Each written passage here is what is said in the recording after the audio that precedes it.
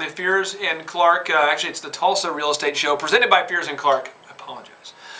Today we're going to be talking about the cash flow quadrant. And for any of you that are not familiar with the cash flow quadrant, we have produced a handy, dandy, incredible diagram here for you that you can access via Google. Just type in cash flow quadrant. This system was developed by Robert Kiyosaki, the author of Rich Dad, Poor Dad. And there's 4 fundamentals that you want to learn about this thing. 4 fabulous fundamentals articulated here in this diagram. What happens is, this is the journey from not wealthy to wealthy. Basically, an employee is where we all start off. If you're watching this and you're an employee, do not be alarmed. That just means that you're like the average American. You're an employee.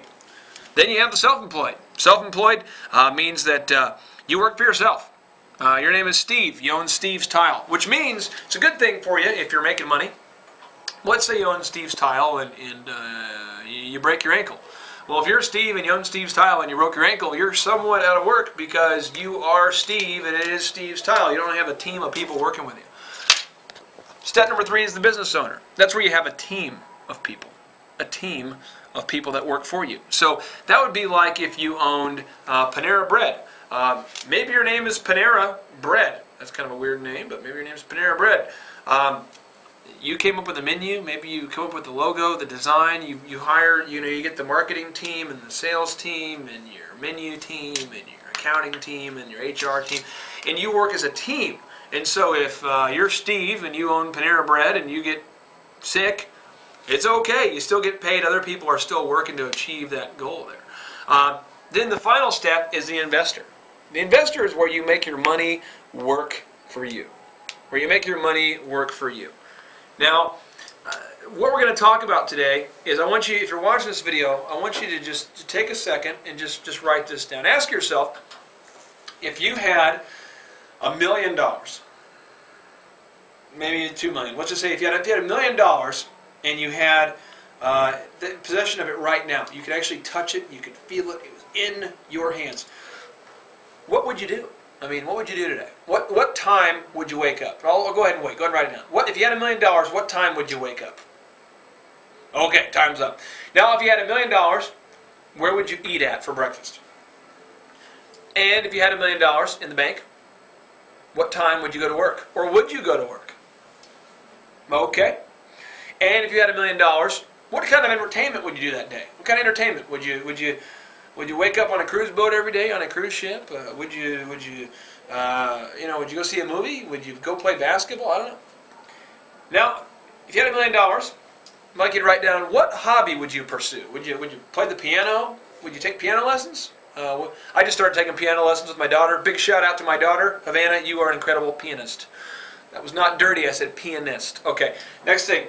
Now, if you had $1 million in your possession and you were, you're pursuing your hobby, what pastimes would you pursue? Would you go watch baseball games? Would you watch paint dry? Would you go meet the neighbor you haven't ever met? What would you do? Okay, now that you've written down those answers, I'd like for you to contrast that with what you currently do. What time do you currently wake up? What do you currently do for entertainment? How much time do you get to devote to your hobbies and pastimes right now? Think about that for just a second. Now, the reality, my friends, is that most of us are going to put off living until we retire. And according to Census Bureau information that's out there right now, most of us are only going to live about a year after we retire. Little fun factoid here from you, little fun factoid here for you, is the average American right now, the average American, okay, if you're a man, when you retire, you will die a year later. And if you're a woman, you'll die 2 years later. So think about that. That's not very fun. So what I'm asking you to do today is, can you be motivated enough by what you wrote down that you want to do if you had $1 million to go on this crazy journey with me from frustration and procrastination of your life goals and into motivation, into anticipation. We wake up very excited about life. You wake up excited about going to work. You say, thank God it's Monday. Can you possibly imagine that kind of lifestyle? Because if you can, this journey that we're going to go on together is going to help you go from that good to that great, or from that bad to that awesome. It's going to happen. So if we look back here at our diagram, the number one step that you have if you're watching this program right now is you want to go from E to S. You want to go right here. That's the sound you make when you go down. You want to go from E to S. You want to go from employee to self-employed.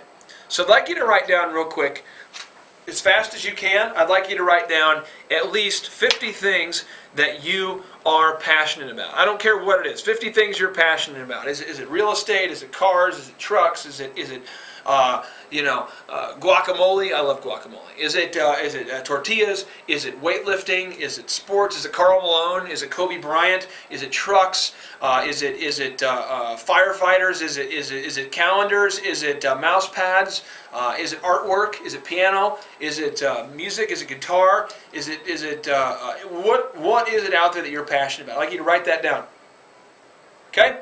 Now your homework for today, for this to our next lesson here, is you're going to try to find a way to turn your passion into a profit.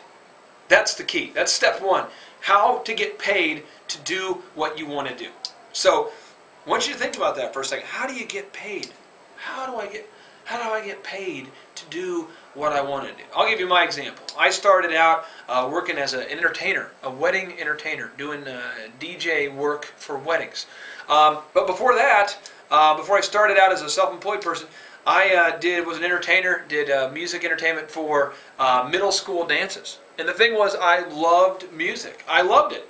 And so I wanted to find a way to get paid to buy as many CDs as possible. And this is back in the day when people like myself collected tons of CDs, and BMG had a deal where you can get like 12 CDs for 1 penny. Everybody remember that deal? 12 CDs for 1 penny?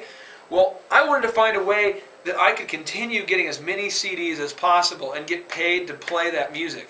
That was my goal. So what is your goal? How is it, what are you passionate about, so passionate about that you want to find a way to get paid to pursue that passion?